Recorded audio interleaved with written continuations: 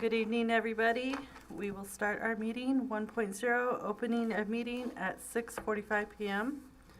Do we have any need for an interpreter tonight? Okay. 2.0, call to order. 3.0, roll call. Alice Lopez. Here. Merced Zamora, absent. John Alvarez. Here. Freddie Espinoza. Here. Sabrina Gomez, here. And let's all please stand for the flag salute. Ready, salute. I pledge allegiance to the flag of the United States of America and to the republic for which it stands, one nation, under God, indivisible, with liberty and justice for all.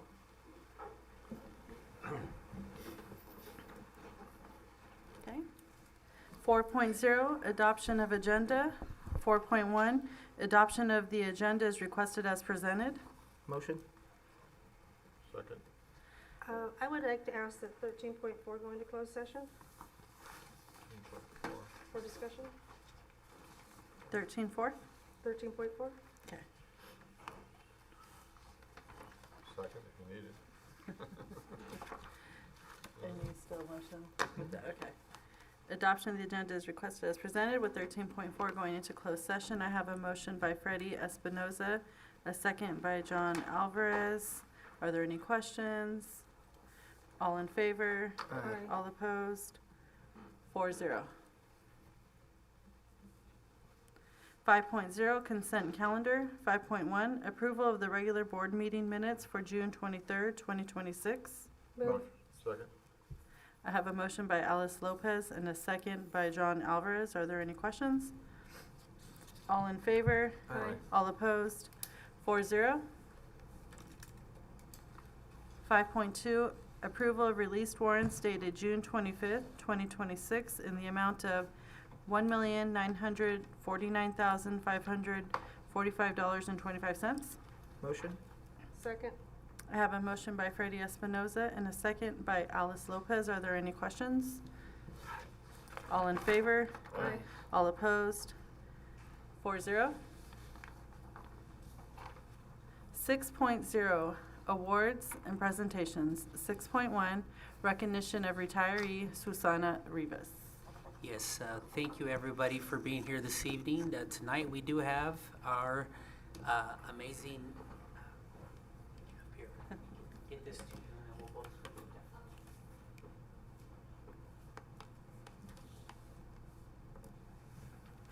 Food Service Director here, Mrs. Mendoza, and I'm going to read this off, but would you like to say some things about Mrs. Yeah. Rivas? I'm not sure if Mrs. Rivas is here this evening. No, she's not. We're still going to read off in honor. So if you would like to read some things off, and then I'll be here with you. I'll act as Mrs. Rivas. And Mrs. Rivas. Today we celebrate someone who has given so much of herself to Farmersville Unified School District. For her 28 years, Susie Rivas has arrived before the sun, ready to do what she did best, care for others through her hard work, her kindness, and the meals she prepared with pride. She has worked alongside many directors, many co-workers, and has watched generations of students grow from children into graduates. Through every school year, every challenge and every change, one thing never changed. Susie was always there. Rain or shine, early mornings, long days, special events, catering after catering. Whenever she was needed, Susie was ready. There has never been a task too big or too small. She simply rolled her eyes, her sleeves, and got it done with a smile and caring heart. A level of dedication that inspired everyone around her.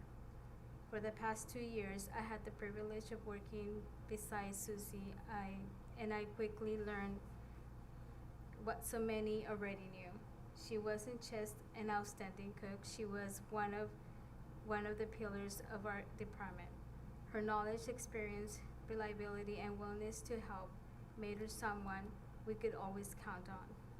Whenever she was preparing meals, supporting catering events, staying late when needed, and helping train and encourage others, Susie never hesitated to lent a hand. She made every challenge seem possible for our department and is stronger because of her. Beyond her work, Susie gave us something even more valuable. She gave us friendship, she gave us laughter, she gave us encouragement, she gave us memories that we'll carry with us along for after today. While it's difficult to say goodbye, our hearts are full knowing that this retirement is well deserved. No more early alarms, no more rushing through the busy mornings, no more long hours in the kitchen. Now it's time to enjoy slow mornings, family gatherings, and new adventures, and the simple joys of that life has waiting for you. Susie, thank you for every meal you serve, every student you care for, every coworker you helped, and every moment you gave to the district. Personally, I want to thank you for welcoming me, sharing your experience, for always being willing to help, and for being someone I could rely on. It has truly been an honor working beside you. Your dedication, your heart, and your friendship made lasting impact on me and everyone fortunate enough to know you. Although your apron may be hanging for the last time, the legacy you leave behind will continue to be part of our kitchens, our team, and our hearts. Thank you for all your hard work. Thank you. So this is, I know Susie is watching online. She's extremely shy. And so Susie, we thank you. We love you. We respect the time that you were here and obviously the time after, because you're always part of our growing family here at Farmville Unified School District. For 30 years of dedicated service to the students of Farmville Unified School District, from October 1996 to June 2026, this is presented to Susie Rivas. Thank you so very much, Susie.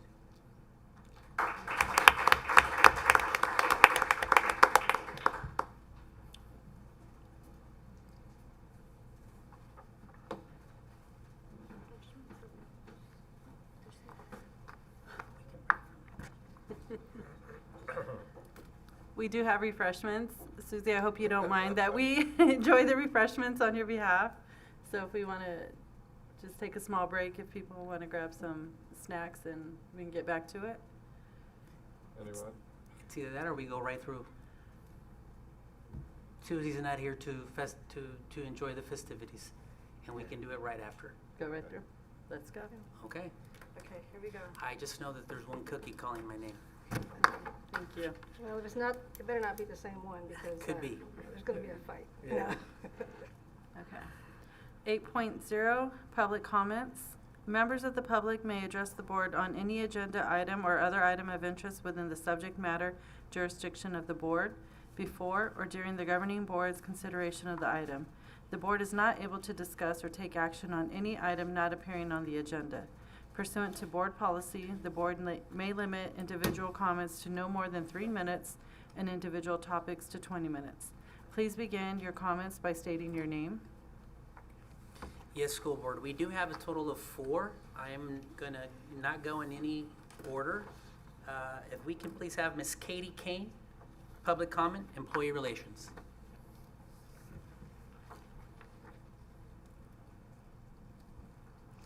Good evening. My name is Katie Kane. I am a classified school employee, just not for this district. That does put me in a unique position because I do represent the 12 CSEA chapters in Northwest Tulare County. Often I am called on when staff have things that need to be shared, but there are concerns about how they may be received and what reactions may be had, and that's where I come in, because if I don't work for you, there's no harm to me. So first, in order to deter classified staff from communicating with board members, Superintendent Mendez has led staff to believe that it would be a violation of the Brown Act if they do so. Just so we are all on the same page, the Brown Act is a transparency law that applies specifically to elected legislative bodies, like this board, and requires that their discussions and deliberations are done openly and in public. It does not prevent board members from discussing open session topics with the public, so long as such conversations do not include multiple board members at the same time.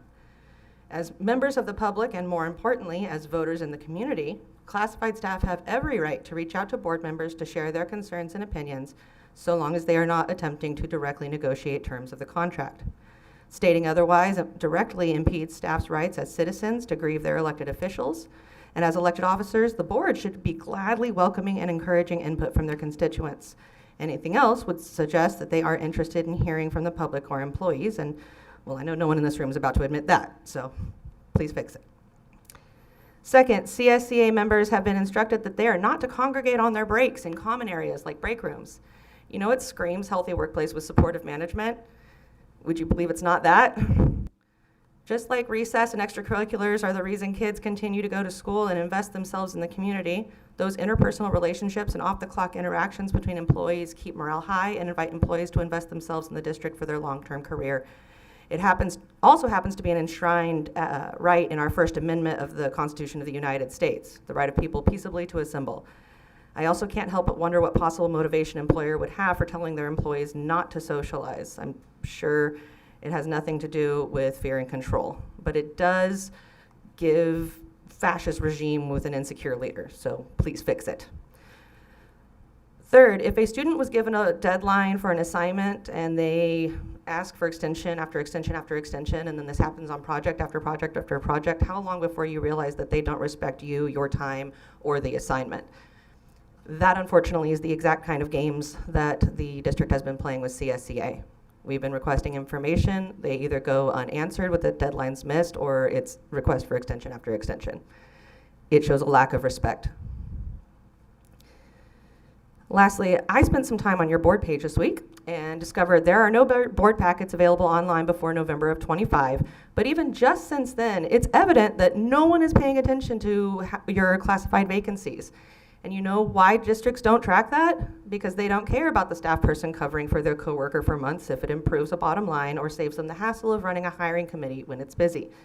The extra work doesn't land on them, so why would they prioritize it?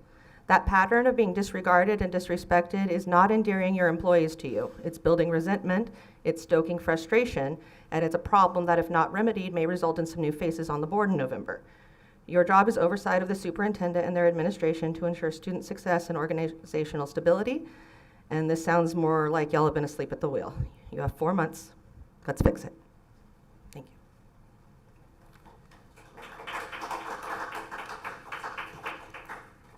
Thank you, Mrs. Katie Kane. We have Ms. Minna Rocha.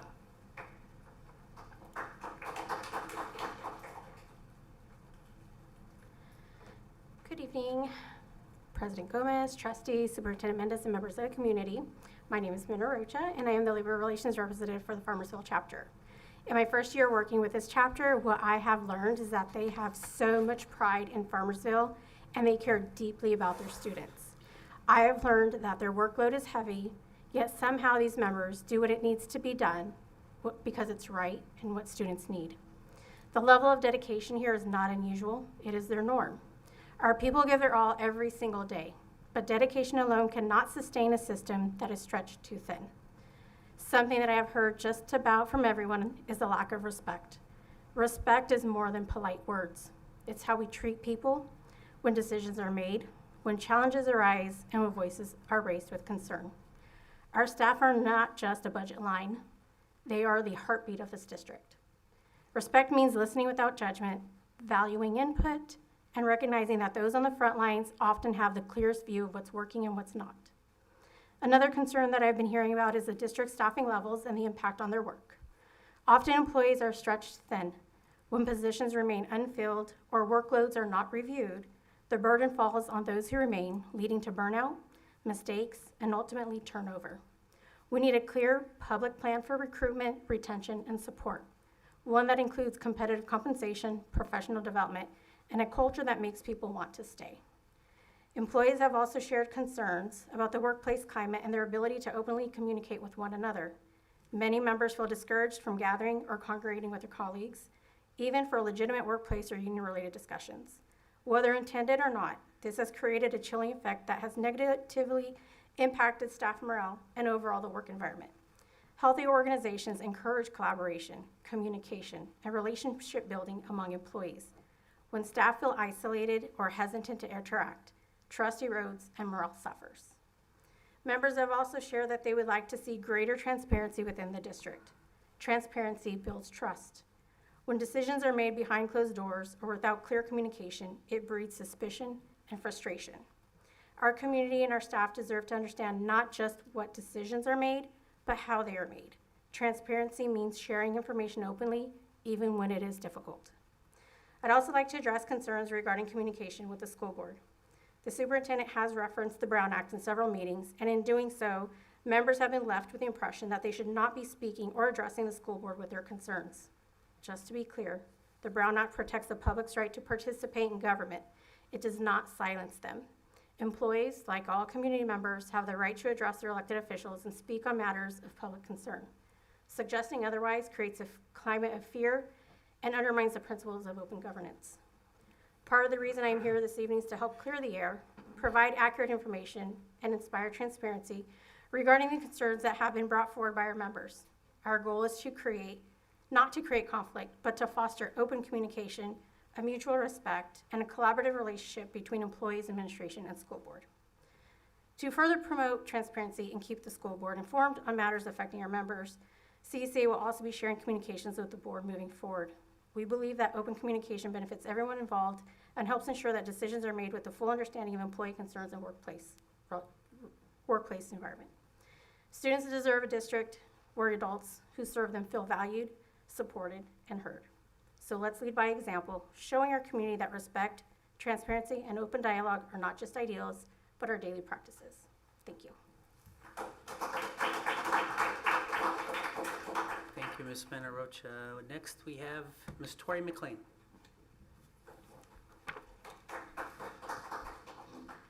Good evening, members of the board. My name is Tori McLean, and I'm the Senior Labor Relations Representative for California School Employees Association's Fresno Field Office.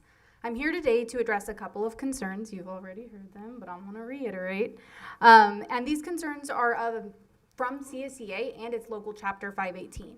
The concerns are regarding communication, efforts to dissuade chapter leaders from communicating with elected officials, and directives that frown upon congregation of employees. The first concern with communication has been expressed to district leaders on several occasions, and the chapter would like to see an improvement in communication. Many of our letters go without response, and deadlines have been missed without request for extension. For example, a second request, not the first, but the second request for information on the same exact matter as the first was due today, and CSEA has yet to receive a response to the second request. As I'm sure you are aware, failure to provide information to the union is an unfair practice charge, one that the union would love to avoid, but will be forced to uphold if communication does not improve. While there have been steps taken towards improvement, I'd like to acknowledge that, we ask that the district continue to improve upon communication. As it's been said, this shows a lack of respect for our members and the concerns we raise. The second concern is regarding statements that communication with the governing board is a violation of the Brown Act. As you are aware and has been said, bargaining unit members cannot violate the Brown Act, an act that governs legislative bodies. In fact, nothing in the Brown Act prohibits union leaders from discussing matters with you all. In fact, in many of our districts, union leaders have standing meetings with their boards, with their governing boards. They hold standing meetings, endorsement meetings, and emergency meetings that help to improve harmonious labor relations. The local chapter here has expressed interest in meeting individually with each of you, and I really encourage you to do so. To do so would show that you respect the employees that work here and you respect their concerns. Please also know that our elected union leaders wear many hats. They are employees, community members, parents, and union members. It's important to understand that they may approach the district in many different ways, and when they wear their union hats, their activities are protected. CSEA guards this protected activity to the fullest extent. Finally, a directive was provided to employees that they may not congregate. CSEA would like to make it clear that members can discuss union business, can congregate, and can organize to the fullest extent.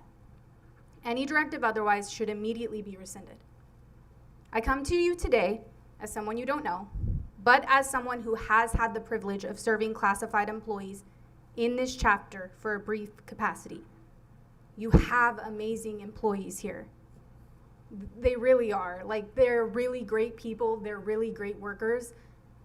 They've rode with Farmersville through the ups and through the downs, and we're asking you to ride with them, to stand with them, to show them value as they've shown your district value through the good and the bad. And while I acknowledge we can't always agree, I want to clarify that the union's here to enforce members' rights, and we will do that without hesitation. But our constituents, who are employees here, only benefit from the success of this district. Therefore, I implore you to listen to them, to really take in what they have to say, take it to heart, and to use their expertise to get the work that's needed done, so that all staff and all students can be served in the highest regard. Thank you. Thank you, Ms. Tori McLean. Next, we have Ms. Allison Bergen. Good evening, board members, superintendent, and the community. My name is Allison Bergen, and I'm a science and agriculture science teacher at Farmersville Junior High, where I serve as the science department head. I've had the pleasure of meeting many of you personally, and I've had the opportunity to be the science teacher and/or FFA advisor for some of your students. I appreciate the opportunity to speak tonight in regard to an item that will be presented during closed session. I came to Farmersville Junior High as a first-year teacher. From my very first day, I took on not just a classroom, but a department head role and full responsibility of running our FFA chapter on campus. I want to take a few minutes to share what has happened since then, because I think it tells a story about the kind of educator I've worked to be for this school, this district, and these students. When I arrived, our agriculture science program had 1 teacher. I have grown it to 2. Enrollment has grown, and the scope of what we offer students has grown with it. Together with my teaching partner, we have built something that did not exist here before, a program that competes, that travels, that connects students to the broader world of agriculture and science in tangible ways. In my tenure, oops, I'm doing things I don't want to do.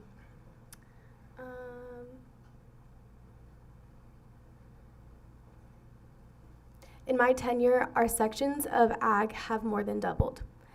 On the FFA side, we have coached students in public speaking and judging events this program had never previously participated in, including opening and closing ceremonies, the FFA Creed, and citrus judging. We have taken increasing numbers of students every year to the Discovery Leadership Conference, the California State FFA Leadership Conference, the College of the Sequoia's New Member Field Day, and more. These are not just field trips, they are experiences that show our students what is possible for them. This year, for the first time in the history of the program, we are applying for the Agriculture Incentive Grant, a milestone that reflects how far this chapter has come and where we intend to take it. We've also worked deliberately to grow participation within the chapter by creating experiences that are meaningful and fun.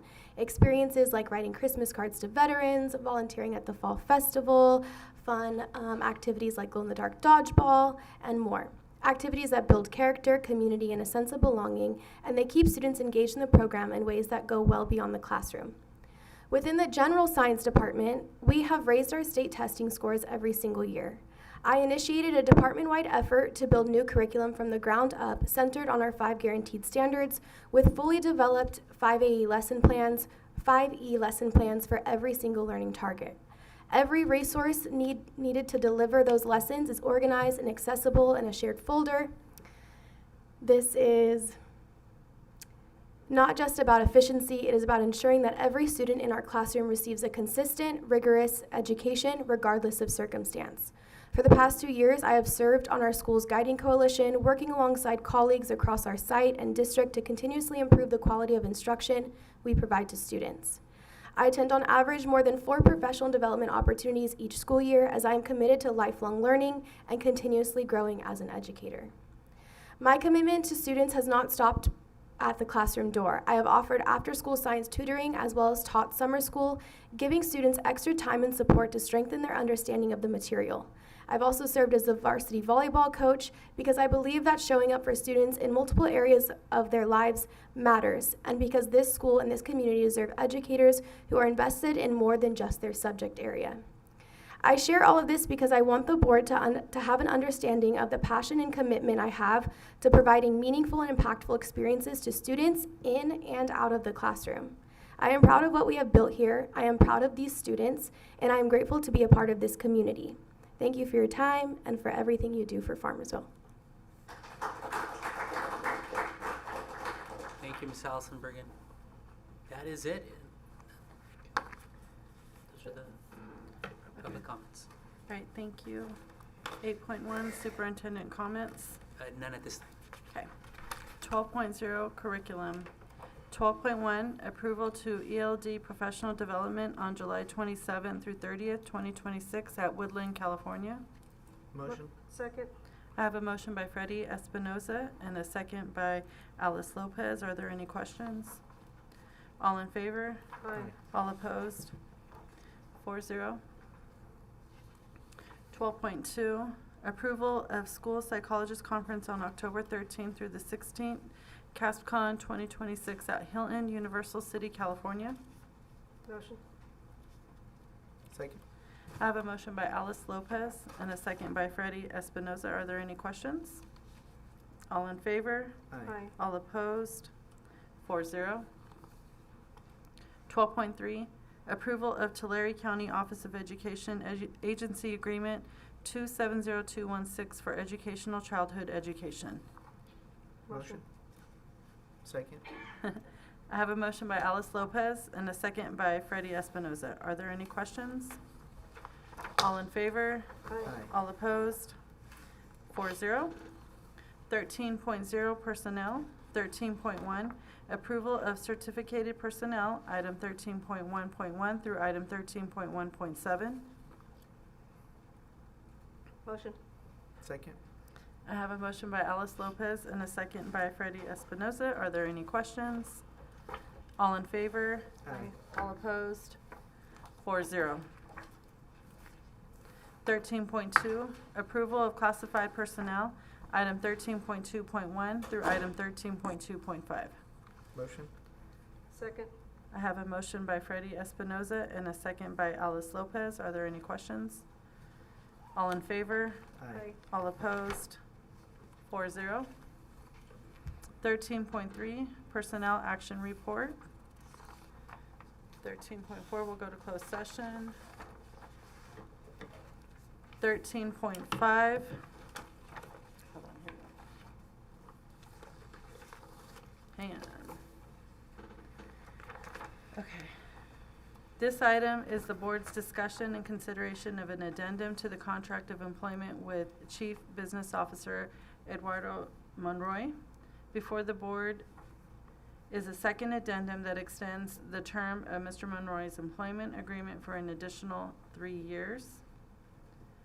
For an additional 3-year period from July 1st, 2026 through June 30th, 2029. The second addendum does not modify Mr. Monroy's salary, health, and welfare benefits or any other material terms and conditions of employment. All other provisions of the employment agreement remain in full force and effect. Is there a motion to approve the second addendum? Motion. Okay, I have a motion by Alice Lopez. Is there a second? Second? And I have a second by Freddie Espinoza. Is there any discussion? All in favor? Aye. All opposed? 4-0. You're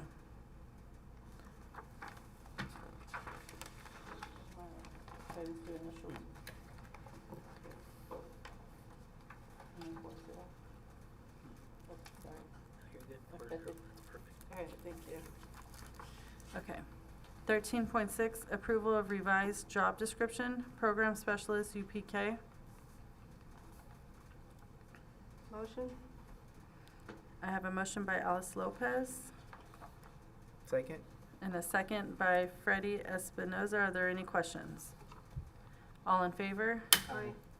All opposed? 4-0. 14.0, board business. 14.1, consideration of any item any member of the board wishes to have on a future agenda or provide a written update. Ms. Alice? Did we settle on a walkthrough date? Yes, July, the morning of the next school board meeting. Okay. I don't have nothing else. I have nothing. Ms. Rogers? Just as we get ready for the new school year, if there's anything the staff needs or anything that comes up, if we can be informed.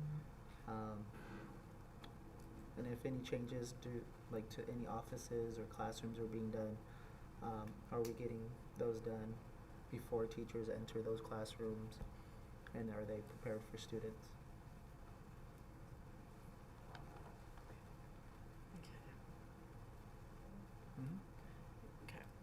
Mhm. So I'm trying to figure out how, so I know that we have FTA and we have CSEA, and I know that they do have their own meetings. Can we be provided, I'd like to be provided what the rules are as far as if we attend those, is it only a certain amount of board members that are allowed to attend those? And how does that work? So that way, because we have been invited, I just haven't been sure what those rules are behind it on it, so. So I'd like to be provided any of the rules for those types of meetings when we are invited to attend. I'll have that as a summary for all school board members. Okay. Other than that, that's all I have for today. Okay. All right, 17.0, future meeting dates, 17.1, July 28th, 2026, and August 11th, 2026. 20.0, adjournment to closed session at 7:16 p.m. 20.1, conference with labor negotiators, GC 54957.6. It is the intention of the board to meet in closed session to review its position and to instruct its designated rep, agency, designated representative, Manuel Mendez, name of organization, FTA, CSEA, management. 20.2, public employee, discipline, dismissal, release, complaint, government code 54957. 20.3, conference with legal counsel, anticipated litigation, significant exposure to litigation pursuant to subdivision D, 2, and E of section 54956.9. And 20.4, government code section 54957, public employee performance evaluation, title superintendent. Perfect. Thank